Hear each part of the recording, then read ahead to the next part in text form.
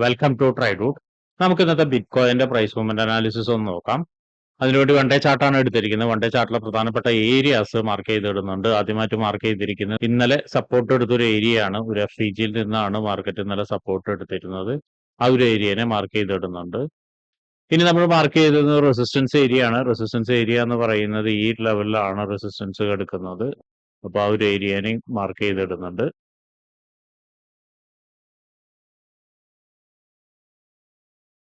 ഇത്രയാണ് one day ചാർട്ടിൽ mark ചെയ്തിടുന്നത്.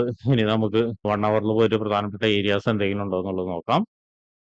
1 ഹവറിലേക്ക് വരുന്ന സമയത്ത് നമുക്ക് മനസ്സിലാവുന്ന ഒരു കാര്യം, ഇവിടെ നിന്നൊരു ട്രെൻഡ് ലൈൻ ബ്രേക്ക്ഔട്ട് സംഭവിച്ചിട്ടുണ്ട്. ആ ഒരു ട്രെൻഡ് ലൈനെ മാർക്ക് ചെയ്തിടുന്നുണ്ട്.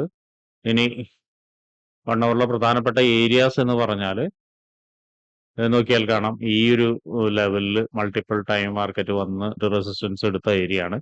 എന്നിട്ട് ബ്രേക്ക് ചെയ്ത് പോയതാണ്. അപ്പോൾ ഈ ഒരു ഏരിയനെ ഒരു സപ്പോർട്ടായിട്ട് മാർക്ക് ചെയ്യുന്നുണ്ട്. മാത്രമല്ല അവിടെ അതിൻ്റെ ഉള്ളിൽ ഒരു FEGയും കൂടിയുണ്ട്. അപ്പൊ അതിനെയും നോട്ട് ചെയ്യാം.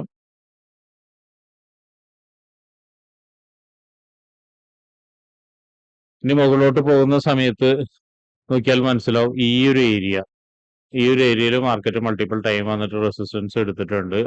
ആ ഒരു ഏരിയയിൽ നിന്നാണ് ഇപ്പൊ താഴോട്ടേക്ക് ഒന്ന് മാർക്കറ്റ് ഇറങ്ങി വരുന്നത്. അതിനെയും റെസിസ്റ്റൻസ് ആയിട്ട് മാർക്ക് ചെയ്തിടുന്നുണ്ട്. അപ്പൊ ഇത്രയാണ് 1 ഹവറിൽ നമ്മൾ മാർക്ക് ചെയ്തിടുന്നത്. ഇനി 50 മിനിറ്റ്സിൽ പ്രധാനപ്പെട്ട ഏരിയാസ് എന്തെങ്കിലും ഉണ്ടോ എന്നുള്ളത് നോക്കാം.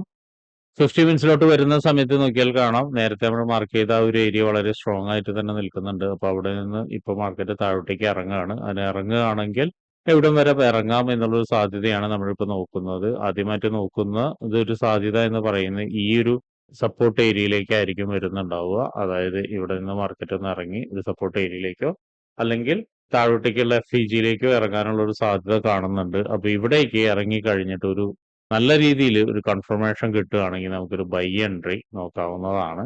പിന്നെ ബൈ എൻട്രി നോക്കുകയാണെങ്കിൽ നമുക്ക് ഏറെക്കുറെ ഈ ഒരു ലെവൽ വരെ ടാർഗറ്റ് വെക്കാം. അതുപോലെ തന്നെ ശ്രദ്ധിക്കേണ്ട മറ്റൊരു കാര്യം എന്ന് പറഞ്ഞു കഴിഞ്ഞാൽ നോക്കിയാൽ കാണാം, ഇവിടെയും മൾട്ടിപ്പിൾ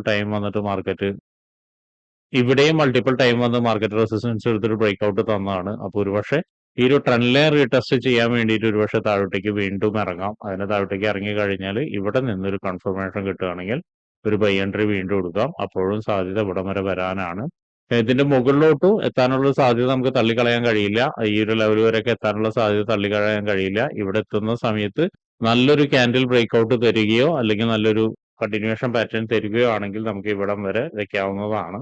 അപ്പൊ ഇതാണ് രണ്ട് എൻട്രി സാധ്യതകൾ. ഇനിയൊരു എൻട്രി സാധ്യത എന്ന് പറയുന്നത് ഇപ്പോൾ മാർക്കറ്റ് നിൽക്കുന്നതിൽ നിന്ന് ഒന്ന് താഴോട്ടേക്ക് വന്നതിന് ശേഷം വീണ്ടും ഒരിക്കൽ കൂടി മുകളിലോട്ട് പോവാം. മുകളിലോട്ട് പോയിട്ട് ഈ ഒരു ഹൈനെ ബ്രേക്ക് ചെയ്തിട്ട് സസ്റ്റെയിൻ ചെയ്യാതെ താഴോട്ടേക്ക് വരികയാണെങ്കിൽ ഒരു സെൽ എൻട്രി വീണ്ടും നമുക്ക് എക്സ്പെക്ട് ചെയ്യാം. ഇങ്ങനെ ഒരു കാര്യം കൂടി എക്സ്പെക്ട് ചെയ്യാം. അങ്ങനെയാണെങ്കിൽ നമുക്ക് ഈ ഒരു സപ്പോർട്ട് വരെ എക്സ്പെക്ട് ചെയ്യാം. അങ്ങനെ സപ്പോർട്ട് വരെ വരികയാണെങ്കിൽ ഇവിടെ നിന്നൊരു കൺഫർമേഷൻ കിട്ടുകയാണെങ്കിൽ നമ്മൾ നേരത്തെ പറഞ്ഞ എൻട്രി, അല്ലെങ്കിൽ അതിന്റെ താഴത്തുനിന്നാണ് കൺഫർമേഷൻ കിട്ടുകയാണെങ്കിലും മുൻപ് പറഞ്ഞ എൻട്രി കിട്ടാനുള്ള സാധ്യത ഉണ്ട്. അപ്പൊ ഇത്രയാണ് ഇന്നത്തെ BTCയുടെ key areas and price movement analysis വരുന്നത്.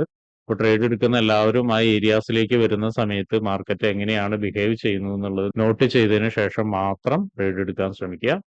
അപ്പൊ ഇങ്ങനെയുള്ള കാര്യങ്ങളൊക്കെ നിങ്ങൾക്ക് പഠിക്കാൻ താല്പര്യമുണ്ടെങ്കിൽ ട്രേഡൂട്ടുമായിട്ട് ബന്ധപ്പെടാം. അത് ഫ്രീ ആയിട്ട് ട്രേഡിങ്ങിന്റെ കാര്യങ്ങളൊക്കെ നിങ്ങൾക്ക് പഠിക്കാവുന്നതാണ്. അതിനു വേണ്ടിയിട്ട് ഈ വീഡിയോയുടെ ഡിസ്ക്രിപ്ഷനിൽ ഒരു ഗൂഗിൾ ഫോം കൊടുത്തിട്ടുണ്ട്. ആ ഗൂഗിൾ ഫോം കൃത്യമായി വായിച്ച് അതിലുള്ള കണ്ടീഷൻസ് ഒക്കെ ഓക്കെ ആണെങ്കിൽ മാത്രം ഫിൽ ചെയ്യുക. അതോടൊപ്പം തന്നെ ഡിസ്ക്രിപ്ഷനിലുള്ള വാട്സപ്പ് ചാനലിൽ നിങ്ങൾക്ക് ജോയിൻ ചെയ്യാവുന്നതാണ്. അവിടെ ട്രേഡൂട്ടിന്റെ അപ്ഡേറ്റ്സ് ലഭിക്കുന്നതാണ്. അപ്പൊ എല്ലാവർക്കും ഇന്നൊരു പ്രോഫിറ്റബിൾ ഡേ ആവട്ടെ എന്ന് ആശംസിക്കുന്നു.